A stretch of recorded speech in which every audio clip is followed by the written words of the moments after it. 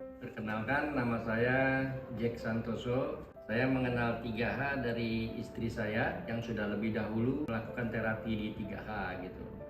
Terus setiap hari saya yang ngantar jemput gitu. Tiba-tiba istri saya pulang bawa beras pinggang. Terus saya coba-cobain tuh. Oh, enak juga ya kemeringat, saya bilang gitu. Kebetulan pas saya batuk 90 hari yang biasa terjadi pada para perokok.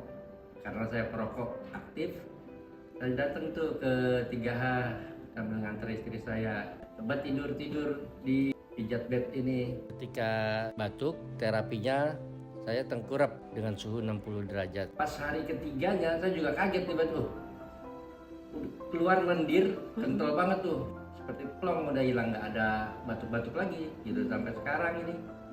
Yang seharusnya 90 hari saya batuk, maupun diobatin nggak diobatin itu harus 90 hari baru sembuh.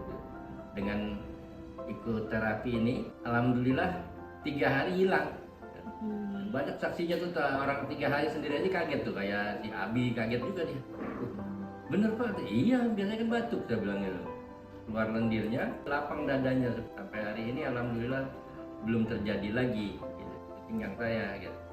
Alhamdulillah saya nyetir Jogja Jakarta pulang pergi pakai ikat pinggang itu, ya, nggak pernah digantiin dan baik-baik saja, nggak ada keluhan pegel-pegel gitu. Itu sih kalau pengalaman saya, ya.